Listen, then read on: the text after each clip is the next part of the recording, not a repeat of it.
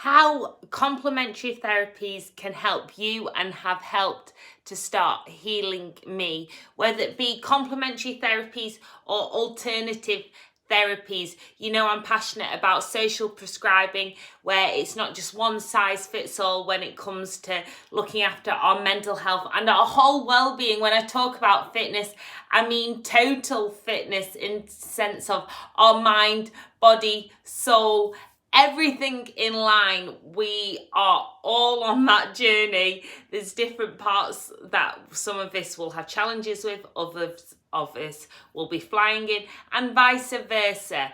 But it's important to look at the power of complementary therapies.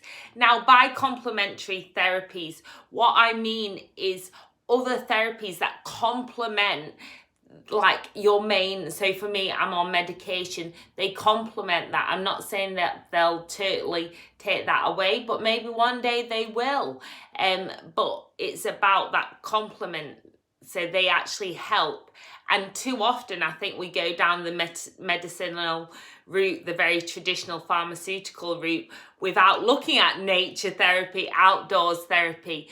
But I've been trying reiki, reflexology, acupuncture, I've had aromatherapy, tarot cards. I've tried lots of different healing, because where a lot of my family are from in Malaysia, literally reflexology, in every town it's like stopping for a coffee. You can just stop and get a reflexology foot massage, which is where you're literally applying pressure to different areas of the feet and the hands, which can actually help with feeling physical ailments, identifying issues, physical issues within your body, your internal organs. It's said that it can actually help with digestion and whatnot, and there's all sorts of things.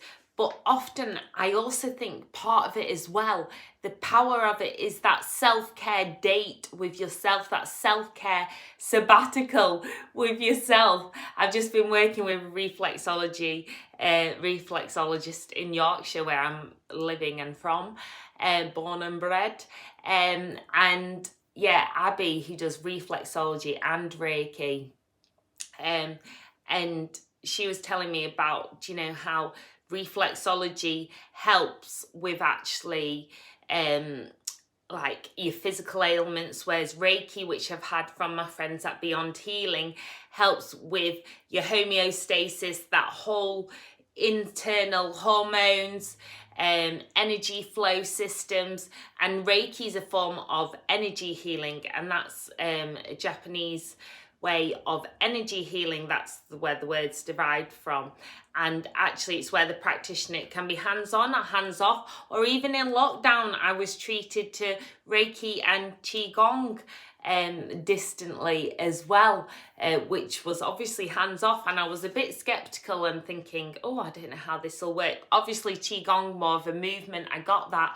But reiki, and honestly I was feeling really tense inside, and I had like digestive problems and all sorts, hardcore medication side effects, and it just released me literally, and it was amazing. And even though obviously it's nice having it where you're lying on the bed and got the practitioner wafting incense around me, and sage, which they dropped off at my home, so I've got to waft sage, which kind of clears any kind of bad spirit or negativity in your house.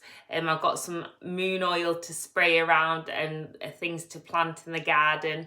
It's just about having that time out, that reflection, that we are much bigger, much greater than what we think and what we perceive. That is so important, to have that time for ourselves, but also that we are much more than just the physical body.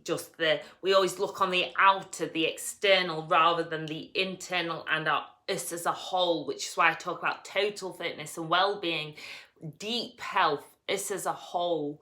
And then Abby was telling me also about hypnotherapy, in the sense that for long-term mindset changes, so to be able to address habits, you know, when we lose motivation, I was listening to podcasts where it was all about, it was actually from Joe Dispenza, and it was all about actually we like that novelty effect as humans, and it keeps our interest for a bit, but then after a while our interest wanes, and then that novelty effect wears off and we go back to our old habits, our old ways of thinking. So it's about re-establishing those ways, and he believes in the power of manifestation, living that new life, because otherwise we'll just conform back to the old life after a while and look for the next novelty. Do you know, we strive to get a new job, we get a new job, we love it for a bit, and then we go back to our old ways and feelings. It's a bit like that whole thing where they say, do you know, if you feel like running away and escaping the world, as I've felt like a lot in life, actually until we resolve the issues within, the actual look at us, then it's really hard to actually go without, and actually we take all those issues wherever we go. So that's why it's so important to be at home with yourself first and foremost. I've also tried acupuncture, dragonfly acupuncture, and that's again with the needles. Again, I was a bit skeptical and a bit scared with needles all in me, but that was really nice and gentle actually, and relaxing. And I absolutely love aromatherapy massage as well. I had that from Epicurean, and oh my gosh, it just melted away a lot of pain, and just, yeah, it's really lovely. And I love sports massage, obviously, to get out those niggly bits.